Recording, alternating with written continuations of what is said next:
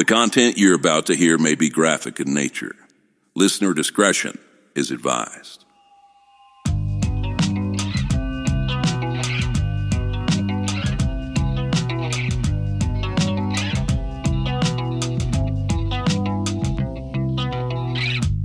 Oh, how I wonder what it's like to relax. See the sky down under. Hope my plans collapse. Oh, how I'm under the surface of my tears, falling down asunder the meaning of my years.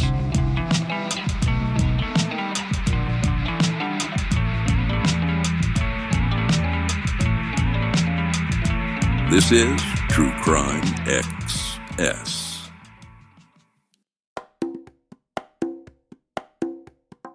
This episode, I'm just telling you up front, the murder of Jay Polhill is confusing.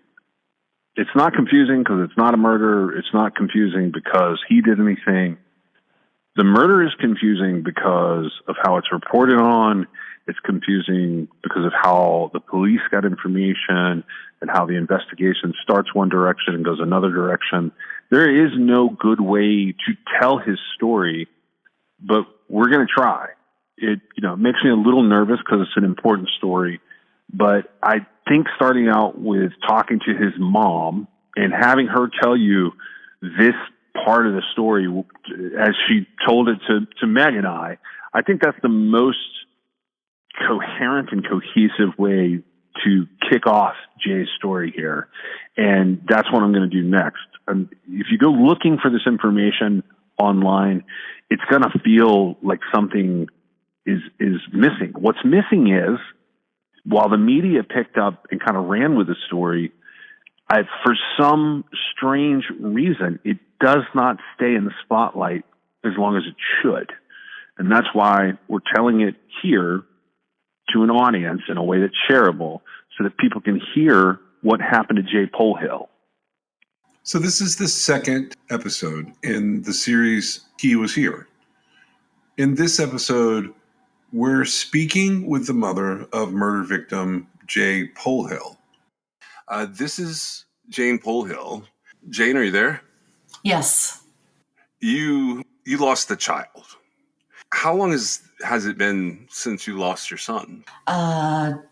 Jay died in 2010. So it's been 14 years. He was 20 years old, is that right? Yes. When you lost him, were you guys living together? Like all in the same house? Jay was going to college at Columbia College in Chicago. He was a photography major. How long had he been there? 2 years. So he's a sophomore? Like he's middle of his sophomore year?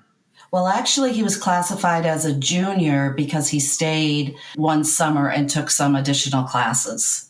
If it's okay, can we go back to, since he's 20, tell me about the early years with Jay. Do you have any favorite memories? Jay was always a character. He loved to make people laugh. He was always telling jokes. Most of the time they were inappropriate. Jay was just a wonderful son. He was a great brother. He was a great friend. How many siblings did he have? Jay has one older brother. Were they close growing up? They were the typical brother rivalry, but their relationship grew closer towards the end of Jay's life. Either of the brothers play sports growing up? Yes, Jay was a wrestler, and he also ran track. I can't tell from what I've read about him, like from the physical descriptions. How tall was Jay? Well, I would maybe about 5'9". So a little above average height. Yeah. Was he looks like a, kind of a skinny college kid who's moved on to sophomore, like you said, junior year. Is he still athletic at the time that he goes missing? No, he wasn't in any kind of sports. He wasn't doing anything, in intramural activities, but he was still awfully thin. Did he know how to swim? Yes, he did. In terms of physical and mental capabilities, was there anything about Jay that like would have stood out as sort of either a potential impediment, or was there anything unusual about him physically or mentally? Physically, when Jay was 5 years old, he had a tumor removed from his sinus cavity, and that left a scar on the top of his head. And also, Jay had several procedures on his nose because of the tumor. But that did not stop Jay from living his life, and it didn't impair him in his later years at all. If he had found himself in an odd situation, was there something obvious? That sounds like a challenge, but it sounds like he had risen to it and sort of overcome it or incorporated it. Correct. I get the impression from like looking back at the internet around the time that he went missing and the people that were looking for him, I get the impression he was kind of social. He was very social. Maybe too much sometimes. Well, tell me what you mean by too much social. Jay liked to have a good time. He was a college student. I know that he had been to some parties, and I know he liked to hang out with his friends. Was that like carryover from high school? Was it new in the college years? No, it wasn't new in the college years. Jay was just more open about it with me. Gotcha. It was easier for you to keep tabs on him then, in that Correct. way. Yes. Jay is off at college during, I guess he had just come home for the holidays. Would that be about right? He was home with you and then goes back to school in like January, like typical schedule. Does that seem right? Yes. How were the holidays that year? They were good. When he went back to school, he was living on campus. Correct. Residence. He's back at school. The new semester is underway, and something happens. In terms of Jay going missing, how did you find out that Jay could not be accounted for? It was a Monday evening, and I'm a teacher, and I was grading papers. I received a phone call. It was probably around 7:00 or so, and it was from his girlfriend's mother. And she asked me if I knew that Jay was missing and his friends were worried about him. I immediately called one of Jay's friends, and I had his phone number. I immediately called him. I asked if this was true. He said yes, and I asked him, his name was Ryan, and I asked Ryan, do you think I should be worried?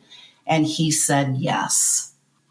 And so my husband worked early in the morning, so I went and woke him up, and my husband went into Chicago that night to see if he could find him and to file a missing persons report. And Ryan thought that you should be worried because it was out of character? Yes. No, there was nothing suspicious about Ryan feeling like you should be worried. He just was like, this isn't normal for the time that I have known him here. Correct. I mean, Jay had left for a period of time. You know how kids do. They do leave to go to classes or the library or the photography lab, but he had not come home, and they had not seen him since Saturday. And so this was Monday. So it was out of character for Jay to be gone that long with no contact from anybody. At that point in time, did they have any ideas of where? Because everybody would think back and say, okay, well, what was he doing? And was there any sort of consensus from anyone? I know that's really hard at 20, when you're 20 years old, you can go and do whatever you want. You don't really have to tell anybody. And I wasn't sure if anybody said, oh, I remember he was going to go do this or that or anything like that at that point in time. The kids said that Jay had said that he was going to a party. However, that did not make sense as we got further into the investigation, because our private investigator got a hold of some footage of Jay leaving his dorm and Jay had his laptop and his camera with him. And if he was going to a party, he wouldn't have taken those things with him. What time and what day was the footage seen? Not when it was seen, but when did it capture him on? Like, was it Saturday afternoon, or do you know? Oh, I cannot remember. I would have to go back and look at the timestamp. We ask because there's a little bit of conflicting information. So my understanding was that technically he was missing February the 28th, Sunday. And I think that you just said your husband was headed in, and that was Monday, right? Correct. And then, so we were wondering if it was really that the sort of point of last contact in the footage was Saturday night, which would have been the 27th, thinking, party, or as you said, because he took certain items with him, maybe something else going on. The speculation I've heard is maybe he was going to photograph bridges. Does that ring true for you? I know that there was a class assignment to photograph something. I'm not quite sure what the requirement was, and Jay did like to photograph architectural elements. So was he going to photograph a bridge? I don't know. There's also reports that he was supposed to meet a person to take pictures of him in his military uniform so he could send out to his friends. And he was supposed to meet this person in Chinatown. And do we have any idea if that happened? It did not happen. As far as I know, it did not happen. I don't have any proof that it didn't happen because when they found Jay did not have his computer or his camera, and we've never found those. So I don't know if it happened or not. I guess somebody knew. Did he tell somebody he had, a gig lined up? Because that would have been him taking this guy's portrait or picture, right? Right. He had told me. He had told me that he was going to take this photograph because we were going to go up and visit him that weekend. And he says, no, Mom, I've got, a job to do and I can make some money. And at the time it was $500. And that is a lot for a college kid. We did not go up. Well, do you feel like that, I will call it a lead. It may not be a lead, but do you feel like that was, adequately explored at the time? No. With regard to that, I remember when I was a sophomore, junior in college, I had set times of the week that I sort of called home. I was about 4 or 5 hours away from my parents. And so typically I'd have like a midweek check-in, and then I would usually talk to them on Sunday. Did you guys have a routine that sort of developed around his schedule, or? Oh, yeah, we did. I mean, we didn't have a set day to call, but I would check in with him at least once a week, and we would text back and forth. In fact, that Monday, I had received a text from him that Monday morning, and it said, sorry, Mom, way behind, love you. And that's the Monday after his friends hadn't seen him? That was, yes, correct. Interesting. You got the text from him, and then is that the same day that you ended up getting like the sort of worried call? Yes. And at the time of the text, I had a real funny feeling. And I was with my parents at the time. My mom was going through some medical issues, and I had said to her, something's not right. I hadn't talked to Jay, and I said, something's not right. Was that text in response to a text you had sent him? Or was it out of the blue?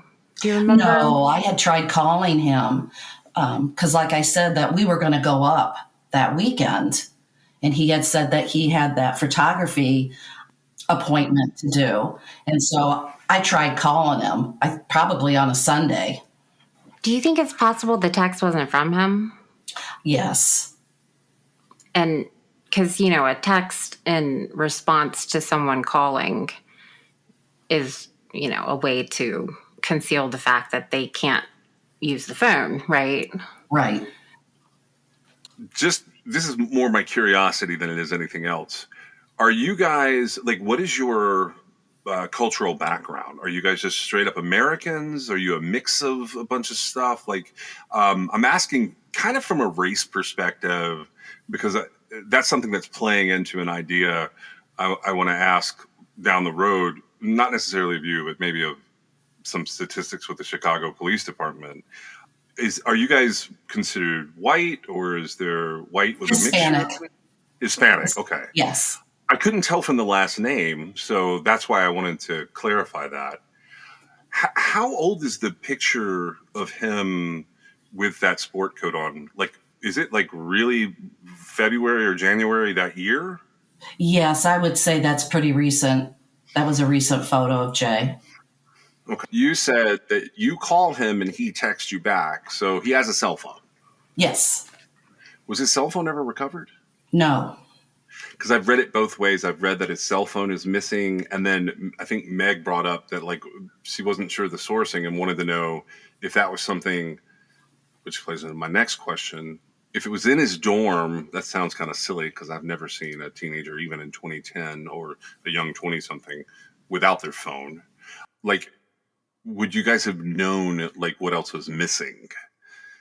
Because my understanding is his wallet was missing. Most of his items of clothing were missing. So that would make his phone, his laptop, and his camera, which I assume he either strapped his camera or had a case for it. All that's missing, right? Correct. Okay. So this Monday, you guys get a call. Your husband goes into Chicago. What happens? Well, my husband, Rick, he went to the dorm. Of course, Jay wasn't there. He then went to the police station and filed a missing persons report. So this is just the Chicago Police Department, the precinct closest to, or is this the campus police? No.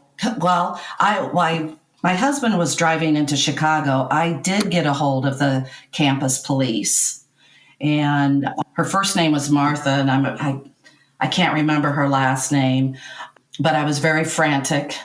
I knew that Jay had a night class on Monday night. I insisted that she go in there and see if Jay was in his night class. And Jay was not in his night class.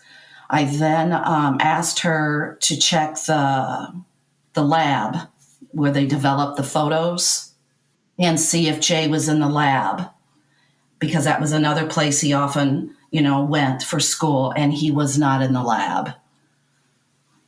So the campus police were contacted because I did that while Rick was in Chicago with the police.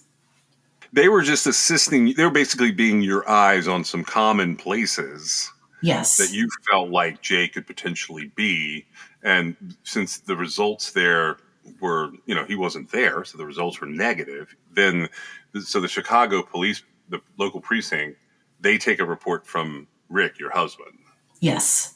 What happens after that report is filed, both from the perspective of, your point of view and what you could see, or Rick or has told you he saw, or what the police actually approached you and talked about?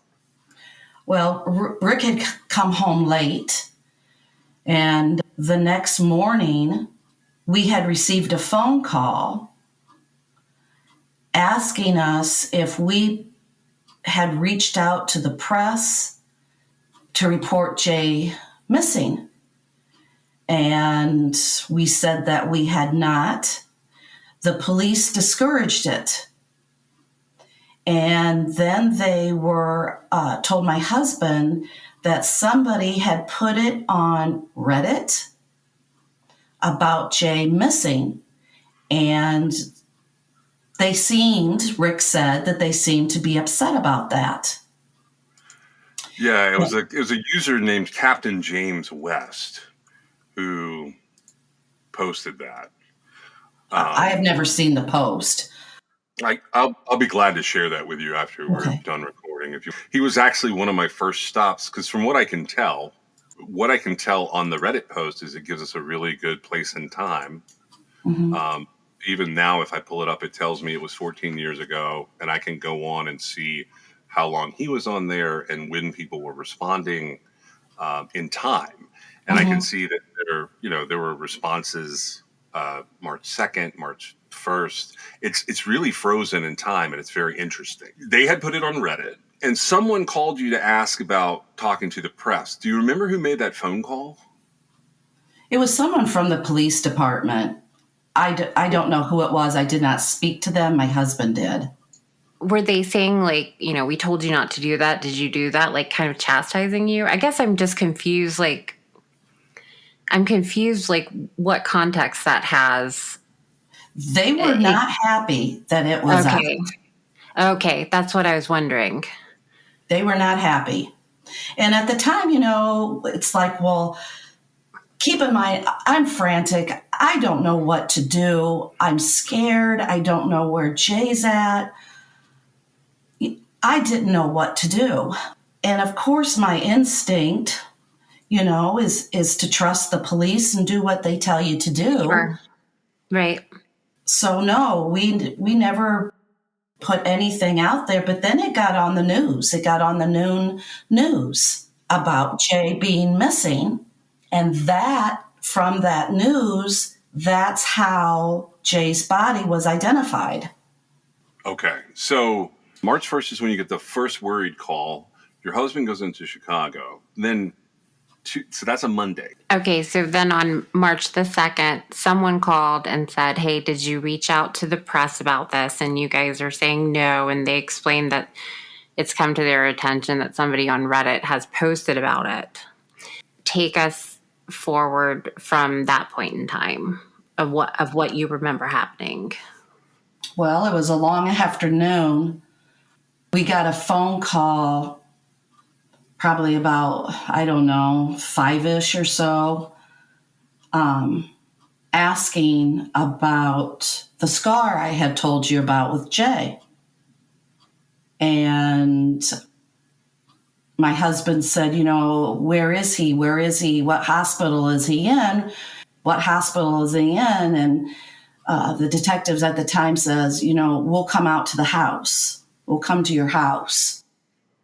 So. And you're not living in Chicago? No, we lived about 2 hours west of Chicago. And so then, we knew.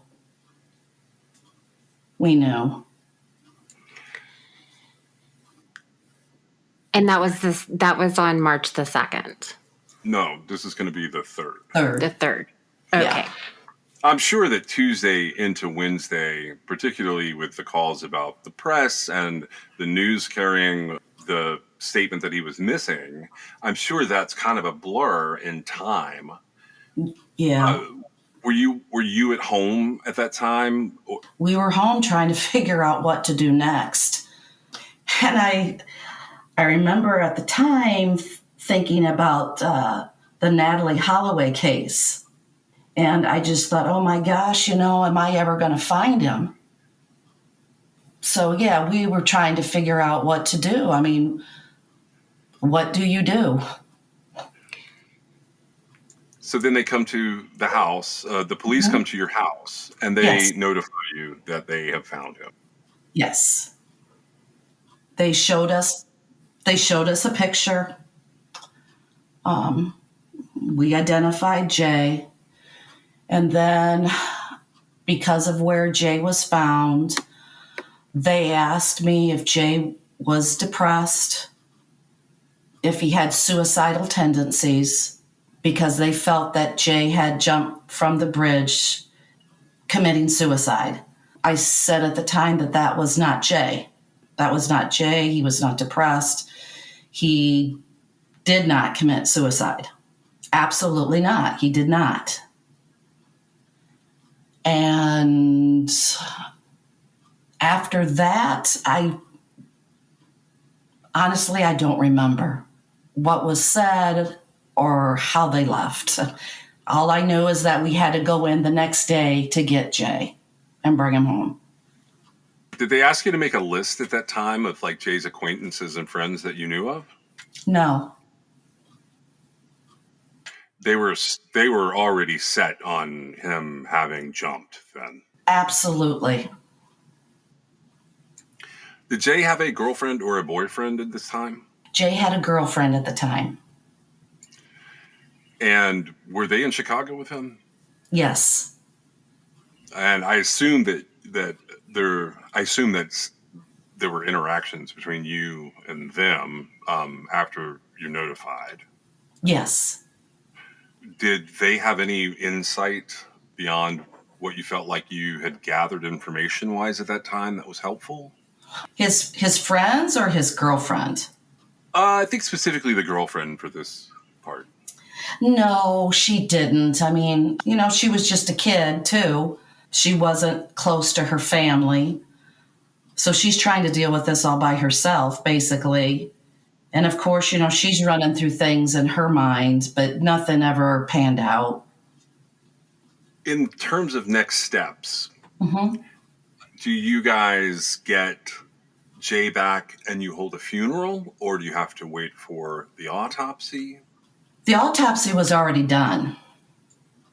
Like it was done the same day or next day, right? Like the 4th? It was done before we even knew that it was happening. It was done. It was because there for a period of time, Jay was a John Doe. An autopsy was already done. We brought Jay home. We had a private viewing, just the family. And then Jay wanted to be cremated, so we cremated him, and then we had his funeral. How long was he a John Doe before he, like, how long was it between being found and identified? Do you have any idea? Well, I'm looking at the police report, or the hospital report is called, and it's dated March 2nd. Time, 1,400 hours. So 2:00 on March 2nd. Mm-hmm. And that's when he's a John Doe? Yes. Okay. Yeah, and I know by March 4th that the news had run a article. The Noon News had run confirmation that it was him. So it's less than 48 hours. Is that what you're looking for, Meg? Yeah, I was just curious because I hadn't thought of that as far as you guys being notified. And I guess the other thing I would wonder is, was the autopsy done before they told you that they thought he had committed suicide? Yes. It was. But Yes. that was not the manner of death, right? No. Okay.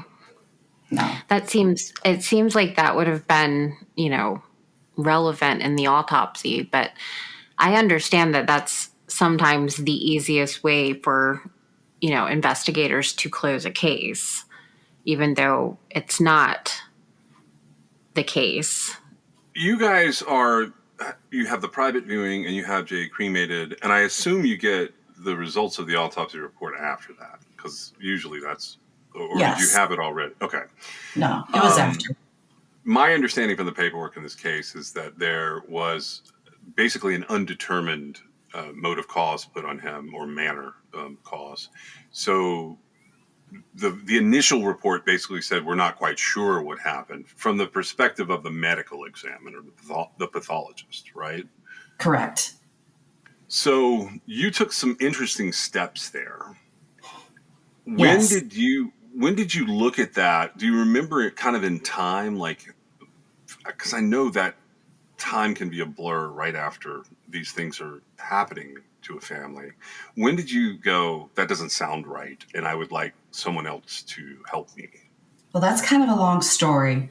About 2 weeks after Jay's death, I called the detective that was leading in the case, and I asked him for updates. And he told me at that time, quote unquote, Jay's file was at the bottom of his stack. Oh, wow. Yeah, I was infuriated. It had only been 2 weeks, and I just lost Jay. Jay was my whole heart. At that time, I wanted to hire a private investigator. My husband made some phone calls and he found our private investigator. And actually, based upon the autopsy report that our private investigator had, he's the one that said, we need to have someone else take a look at this. This is not right, how they determined or how they classified the cause of death. Did you get the feeling from those conversations with the investigator, but did you get the feeling that maybe this had just been a pretty rushed to the bottom of the pile? Absolutely. Absolutely. And, for the last, years, I had been afraid to say what I really thought because of the ramifications of the investigation. I was afraid if I made too much noise with the press, with the media, that the police department would do nothing with Jay's case. They wouldn't continue to investigate it. They would do nothing. It would become lost in the shuffle. Well, it was lost in the shuffle anyway. I was going to say, did you get that impression from the way they interacted with you, or did you go in with that impression like it was a concern that grew into reality? I knew right away after 2 weeks when that detective said that Jay's case was at the bottom of his pile. I knew then. Was he saying that in a way like, leave me alone, lady? Or, what was, I guess here's my thought on it. Especially if they carried on that, oh, we believe this kid committed suicide. His case file is on the bottom of the pile on my desk. For one thing, even if that's the case, I find it very hard to believe that you would tell a victim's mother that. That seems very abrasive. Yeah. Did anybody ever say to you, we're not going to look into that because this is what we believe happened, from the suicide angle or anything like that? Well, after we had our own pathologist take a look at everything and we got the cause of death changed, that kind of an attitude didn't happen until much later. Hey, this is what we think it happened. We don't have any proof, but this is what happened. And, pretty much we just think you should just let it go. This is what happened. We can't prove it. There's no proof, but this is what we think. Was his cause of death changed on the death certificate? Yes, it was. To homicide? Yes, due to blunt force trauma. Okay, and so there was never any indication, or maybe there was initially. Did drowning ever come into play? We've seen an interesting quote about this where it has a very unique line that says, drowning secondary to blunt force trauma caused an assault. And we're not sure if that's a real quote. That's why, Meg, I think that's why you're phrasing it the way you are, right, Meg?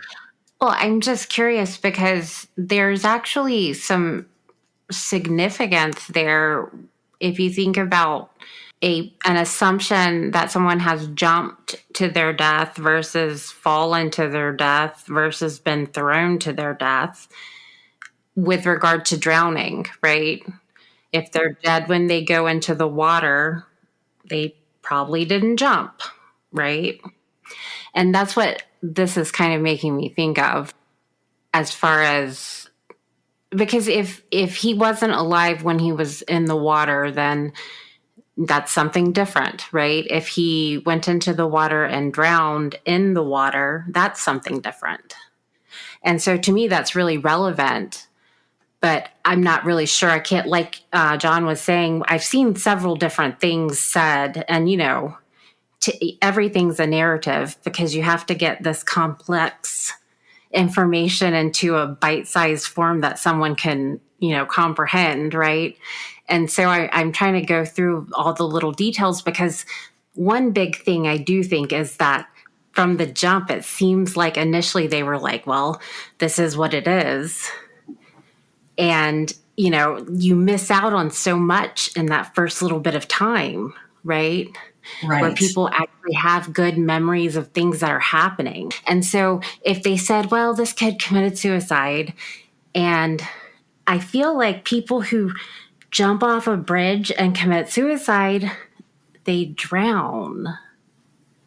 I don't have the updated death record right in front of me. I am looking, however, at what our pathologist said in his report. Now, this was, our pathologist was just going on information that was already done. Our pathologist stated, and I'm quoting here from our report, drowning may be considered as a possible factor, but clearly the head injuries were sustained first. Okay. And the idea, I think, is what he's going with there is he's seeing something in the head injuries that indicate that they're perimortem as opposed to postmortem. And that's why if he had drowned, the head injuries, you know what I'm saying? They look different in terms of circulation, blood, and condition. I have heard that. Yeah, I've heard that. So, all right. My understanding of how you put all this together is sort of for a family doing this, you guys are acting kind of lightning fast. Like It didn't seem like it at the time. Right, but by September of 2010, if I understand everything correctly, you guys had convinced the pathologist to either take a look at it or they had already changed their report based on the new pathologist report. Does that sound about right? September, Correct. October? Okay. Correct. So when that happened, so you guys clearly had your own private investigator in on this pretty early. 2 weeks in. Yeah, so we're talking like mid-March. Do the police come back on board between then and October or do anything like based on anything the private investigator is doing ahead of the pathology report? The police didn't really come back into it until some time later when they classified Jay's case as a cold case. And that is when 2 other cold case detectives came in on it. So do they come and talk to you at that point and they say, hey, just so you're aware, we're going to be Yes. Okay. But that's years later, right? Oh, I would have to go back and look at the timeline. I'm not for sure. Maybe a year? That's what I was thinking. I thought it was either 2011 or 2012 that they picked it back up, but I wasn't sure when they notified you that was happening. The police eventually, do they take another look at this and they go, okay, this is probably a homicide? Is that what happens with the cold case guys? I'm not sure, but they did go back, take a look at a few things. I know that they said that they went back and interviewed this Chinatown person. Jane, I was telling John earlier that I looked through some of the statistics on the Chicago area on things that happened there, like as far as homicides go. And I feel like this was, they have a lot of gun violence that's gang related, according to their reports that they put out, especially in the year 2010. So I feel like this would have been like really far outside of the normal thing that they deal with, right? Mm-hmm. And that can sometimes really throw off investigators who have a stack on their desk, right? Mm-hmm. And they're just going through the motion of things. And that is my inclination for, I feel like it was, I don't want to say like incompetence, but I guess like inexperience in this area of thing, because it wasn't straightforward, like gang-related gun violence. They were sort of like, well, it's got to be a suicide, right? Mhm. I mean, which is very sad and unacceptable, but also, I mean, I guess I tell myself that so I don't think that they're being like, they're not necessarily being, they're not incompetent, but they're also not trying to be avoiding it or mean to you or, underserving this case in favor of something else. But to me, I think it was just outside the realm of the context that they were used to dealing with. Yeah, just to put those sort of in words, the statistics that Meg is referencing, in 2010, Chicago had 437 homicides on the books. There were some missing persons in addition to that may or may not factor in. 354 of those homicides were carried out with a firearm. 3 of those 354 had additional weapons that were included, but we don't know what they're still listed as firearm deaths for the purposes of me saying this. They only cleared, at the time of their crime stat reports, the CompStat reports, they had cleared 148 of the 437 at the time of that report. So that would have been about 33, almost 34% of a closure rate. And unfortunately, for 2010, that closure rate does not rise very high. It actually only ever gets to about 38%. So that means they basically closed a third of those cases. And Jay falls into, if he's recorded as a homicide, he falls into the other 2/3. And there's got to be something that we can do about like highlighting how significant that statistic is. But I can't tell just in terms of 2010, and that's why I was asking about the September and October stuff. I can't tell when they actually assign a detective and declare this case a homicide yet. I'm getting there. My concern was there a point in time where they asked you about like him enough or opened up enough, let's say before 2013, where you felt like they might be looking at, like, is this an accident or is this a full-fledged homicide? Or did you feel like they just left you in the dark? They left us in the dark until the case was turned over to the cold case detectives. And then all of a sudden, it was great communication. I was able to get a hold of them. I was able to call, the Chicago Police Department and talk to the 2 detectives that were assigned Jay's case. My husband and I were able to meet with them in person. They never indicated that Jay's case, was at the bottom of the stack. Right, because when it gets delegated over to the cold case investigators, it's a whole new perspective, like from the initial investigators or whomever it ended up with at different stages. The cold case investigators, they usually review the leads and then they start remaking the case from scratch the best they can at the point they're at. And I don't want to get off of John's timeline too far here, but you said that you had thought about Natalie Holloway when you realized that Jay was missing.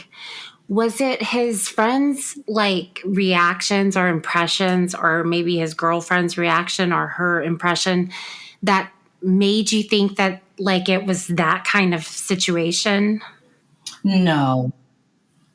That was just the complete helplessness, the feeling of not knowing where my son was.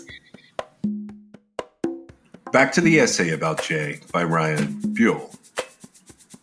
Jay may have possessed the largest mental library of one-liners on this earth to date, but his sense of humor didn't stop there. Whenever I found myself caught in some weird joke that in the end would probably take itself too far, Jay was nearly always either standing right next to me or the cause of it. I used to figure the guy's life was a living sitcom. Every joke Jay told seemed pre-rehearsed. It fit so perfectly in the conversation, and he never hesitated to take humor to an uncomfortable level. This often meant the removal of clothing, the stroking of hair, or the out-of-nowhere telling of an obscure Alaskan sex move that takes several days to administer upon one's partner. So, Jay's life became a legend before he even died. Afterwards, on the night we found out, my roommates and I sat in our apartment as a host of friends trafficked in and out to speak with the counselors provided us by our school, as well as to share memories. One girl remarked at some point, without any mocking in her voice, but instead confusion, that it doesn't make sense that Jay's dead. He's always been like just a cartoon character. But think about it, my roommate said wisely. Jay Polhill has entered into the great beyond. That cartoon character is the only one of us who knows what comes after. I think I probably shook my head in awe. Jay Polhill, the man who sometimes referred to himself and his body as the Diesel Beast, was gone. It didn't make any sense. Never again would I hear the door to our apartment dorm kicked open, and the inevitable "oh" that he'd yell to announce his arrival. All of the comical wisdom and absurd catchphrases he'd given us would now be reserved to memory. Among these stand immortal teachings that you may someday pass on to your grandchildren, forgetting where it was you first heard them. No fatties are allowed in the palace of wisdom, Jay often said, lowering a pair of downturned wrists along his body in a behold gesture. Or, when speaking on his preference for redheaded girls, only redheads, and no faux reds allowed. I only deal in natural reds with real pasty white skin. And of course, the most practical advice yet, something that would go on to be tattooed across the feet and wrists of my grieving friends. The simple phrase, don't worry about it. It was a joke we used to say to anyone who asked a question that we couldn't answer, or maybe didn't want to. For example, how old is that milk you're drinking? Don't worry about it. This was the standard formula for our interactions with, well, anyone. But Jay took the phrase and made it famous. The way history takes the reins of originally anonymous aphorisms and tacks one well-deserved master speaker of the phrase beneath it. The words, don't worry about it, will always belong to Jay Polhill within our group of friends. Jay never allowed the comic origins of the phrase to slip away, but he began to use the thing I once thought a joke as actual advice. And well, it came out of his mouth sounding not only funny, but wise, intelligent, and the only natural course in which to pursue. The phrase, don't worry about it, is, after all, a calming and thoughtful piece of advice, and a hard one to follow, too. Next time on True Crime XS. Can we just pause? I mean, you don't have to stop the recording, but this isn't really for air. I was completely unaware that there had been this interaction with a person wanting their picture taken. Was it somebody that he knew? Well, he had met this guy when he was in Chinatown, and Jay thought it was unusual to see this white guy in Chinatown when the population was mainly Asian. And so this guy stuck out. And so Jay, being Jay, struck up a conversation with him. I feel like someone would have known that he could have possibly committed suicide. The other thing is, I know that he was found in just a T-shirt, and that would seem unlikely to be the way that a young man would jump off a bridge. We were told that Jay had very deep cuts in his legs, and that as far as his pants, we were told that a current maybe had pulled the pants off, or maybe the cuts were from a boat or a propeller that cut his legs and then ripped the pants. I don't really want to bury this lead, but I don't think I can talk about it a whole lot. I'm just going to say it, and the two of you can tell me how you'd like to handle it. My understanding is there is a top-of-the-list person of interest in this case. I would say that especially if he was going to meet someone that was an acquaintance, someone that he crossed paths with. That's like, I mean, that's a big deal. Special consideration was given to True Crime Excess by LabrottieCreations.com. If you have a moment in your favorite app, please go on and give us a review or a 5-star rating. It helps us get noticed in the crowd. This is True Crime XS.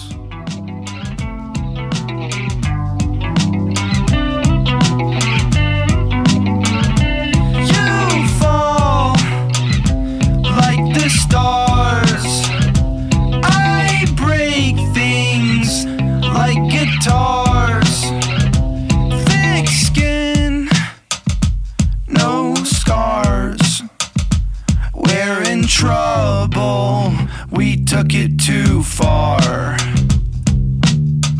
I don't want to go, but it's 'cause I'll disappoint ya. It's all I've ever dreamed of, something I cannot let go of.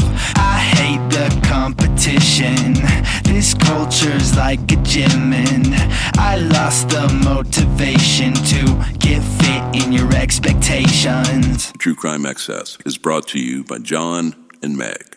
It's written, produced, edited, and posted by John and Meg. You can always support True Crime Excess through Patreon.com, or if you have a story you'd like them to cover, you can reach them at TrueCrimeAccess.com. Thank you for joining us.